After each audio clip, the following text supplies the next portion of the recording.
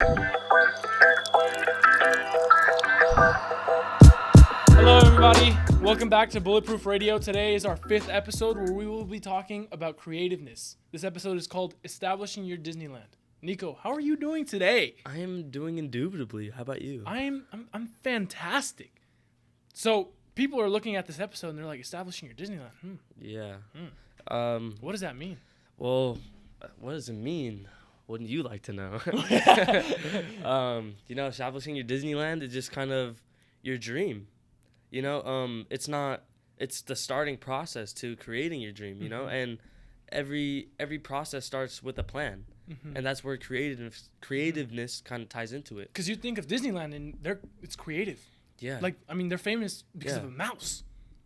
Sort of, yeah. So something like that. They're famous. Walt Disney. Yeah, Disneyland was his dream. Walt Disney started off by creating characters.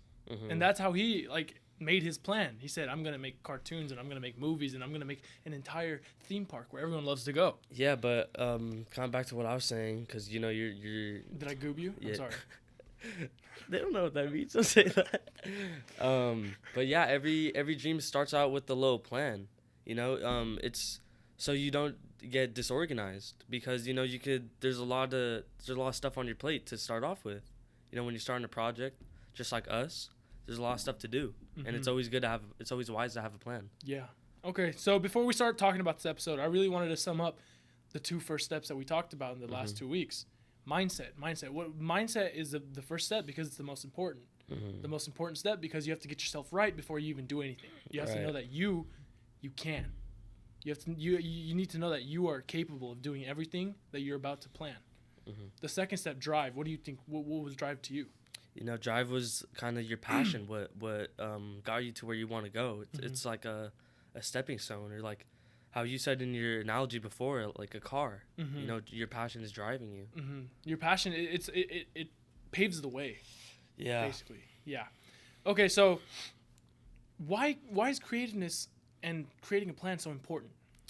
Like I said before, it's just to get you on the right track because, let's say you want to create a law firm, First you gotta start off with you gotta go to law school. You can't just start a law firm straight off the bat. You need a plan. You need to start off somewhere, and it just keeps you organized and accountable at the same time.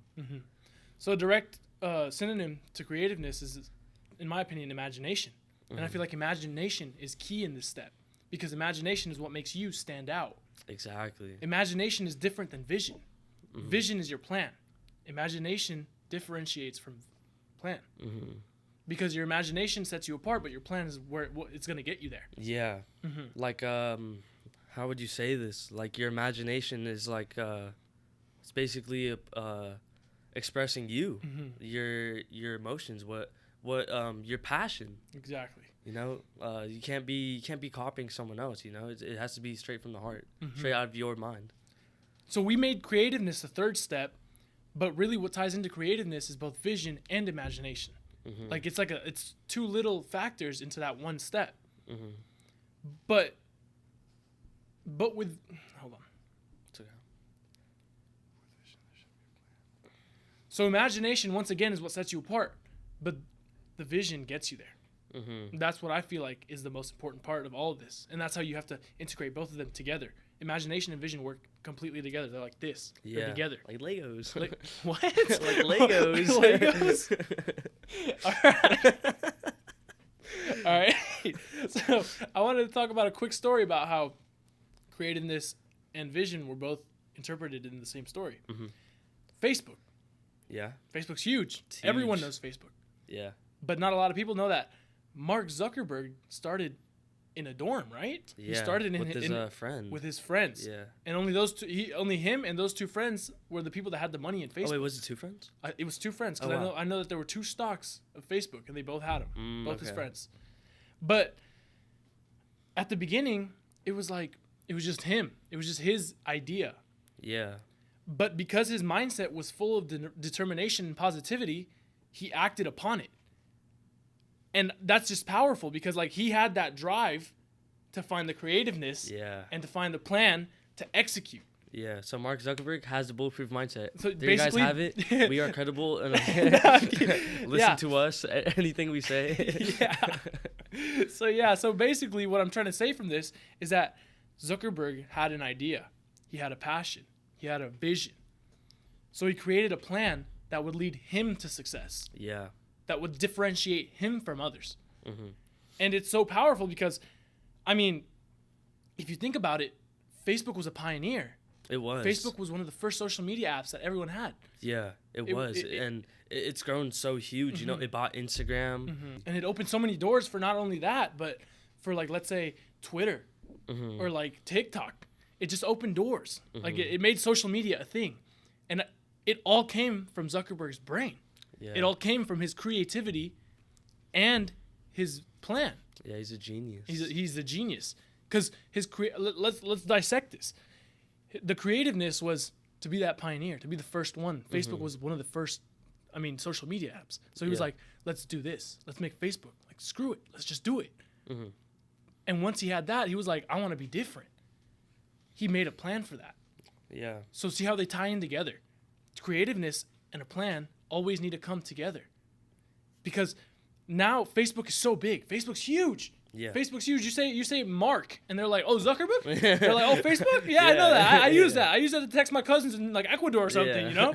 It's like, it's crazy how just from his brain, from his imagination to make Facebook, he made so much money. He paved his way to success because of his imagination. And he also paved a lot of other people's, like, success. Yeah, he did. He opened up so many jobs, so many opportunities. So we talk a lot about plans, Yeah, but first plans are never guaranteed. they aren't. The first plans they don't usually work. They always have to like move it. They always have to change plans.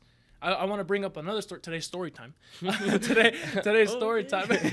So I want to bring up Sylvester Stallone's story, Mr. Rocky. Rocky Balboa. Rocky Balboa.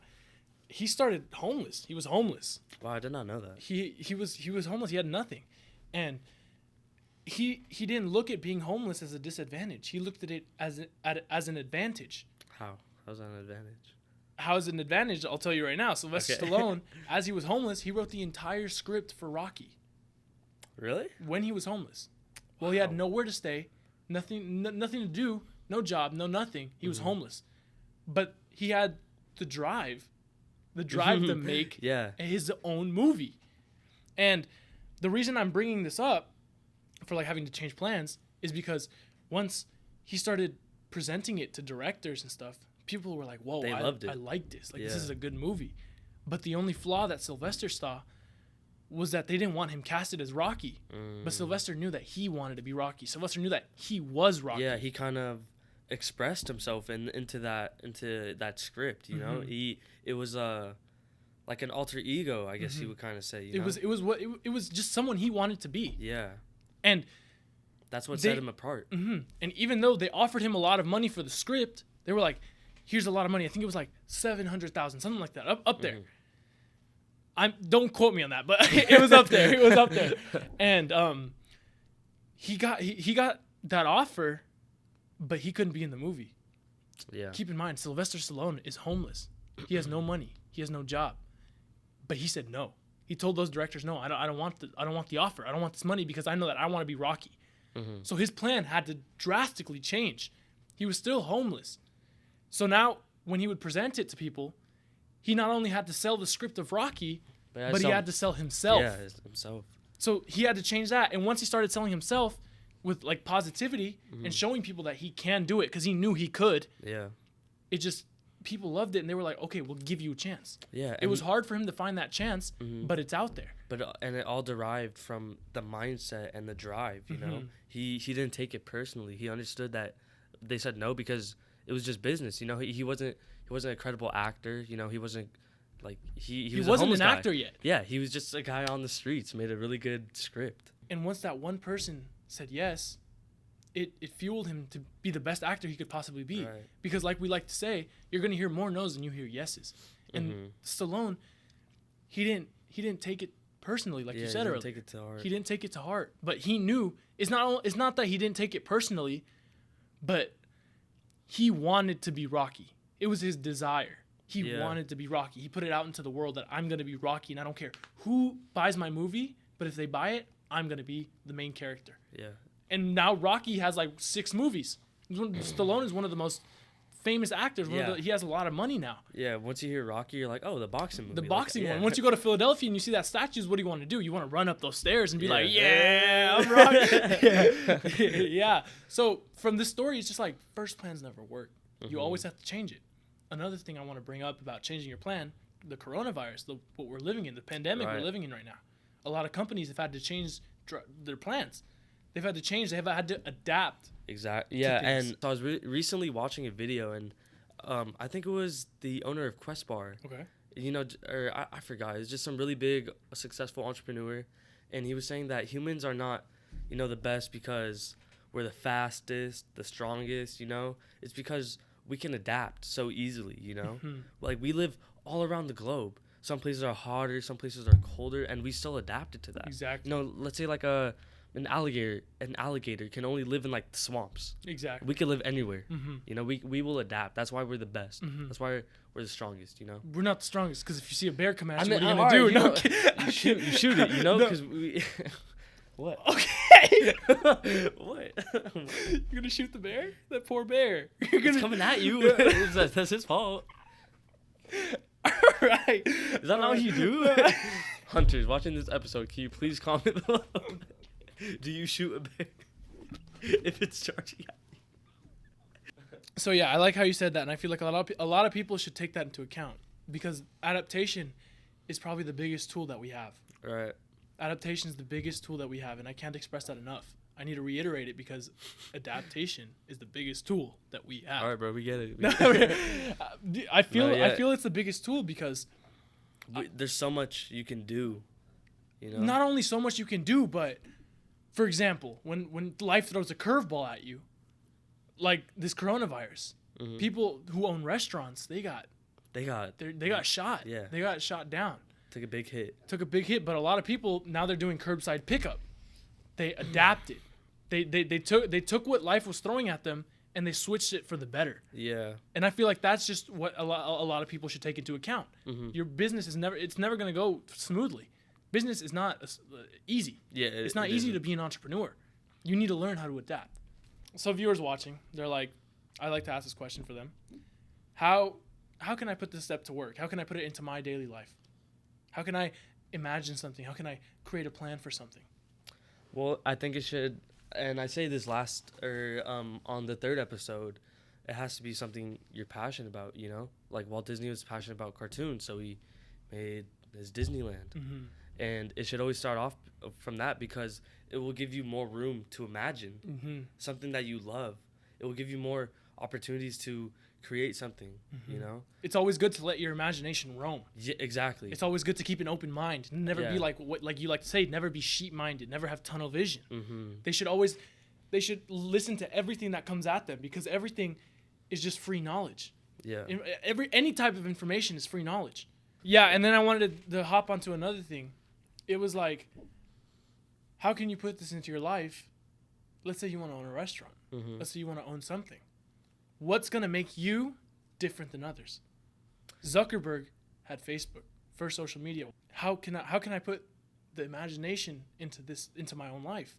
It's like, let's say you have a dream to own a restaurant. You have a dream to own a shop.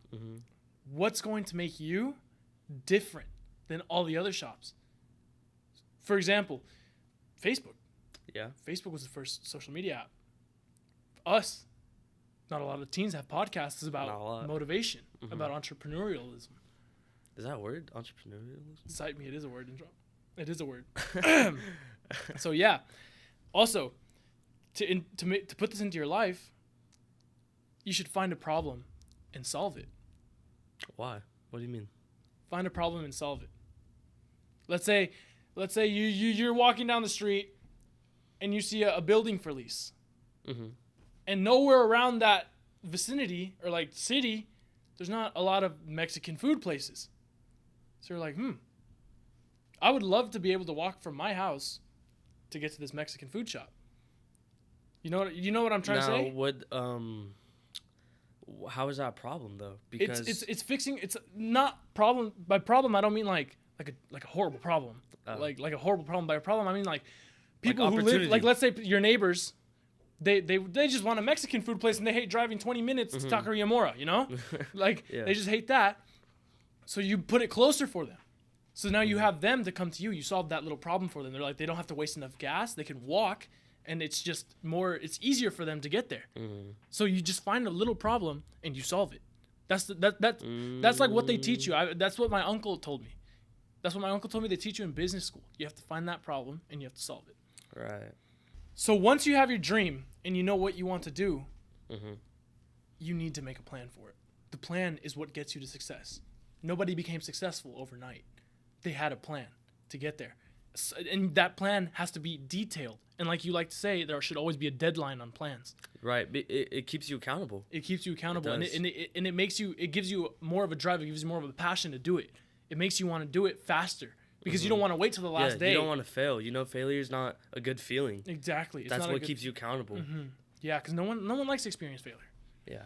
Also, I want to say this because this is really the foundation of imagination.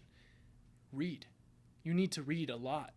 Reading is the biggest gateway into imagination because it's just, you read a book and when you're done with that book, you just feel good. And you read all that knowledge and you picked it up and you sucked it up and you got what applies to your life and you're like, man, I should do that. Or maybe I should do this. It's just, it gives you more ideas. It gives you more, you have to feed your brain. And reading kind of practices your imaginative ability, you know? Like when you read, I don't know if you do this, but when I read, I like imagine the setting while I'm reading. Do you do that? I do. Yeah. Yeah. I So like you know, kind of like I was reading The Richest Man in Babylon, and he was talking about how he was a what do you call it? A scribe writing on stone tablets. Like I just imagined him in a little like kind of like a rundown place, you know, like ancient, just like carving the stone, and it just kind of helps you imagine better. It's always good to have an open imagination. Imagination is key. I can't say that. It makes you more creative. And nowadays, people like to be on social media a lot. Reading is going out of. It's just not popular anymore. Nobody just says, "I'm going to sit down and read a book." So I feel it's really important to replace social media with stuff that can benefit your brain, because social media is killing your brain. It doesn't do anything. What do you get from social media? Well, I think it's a great tool.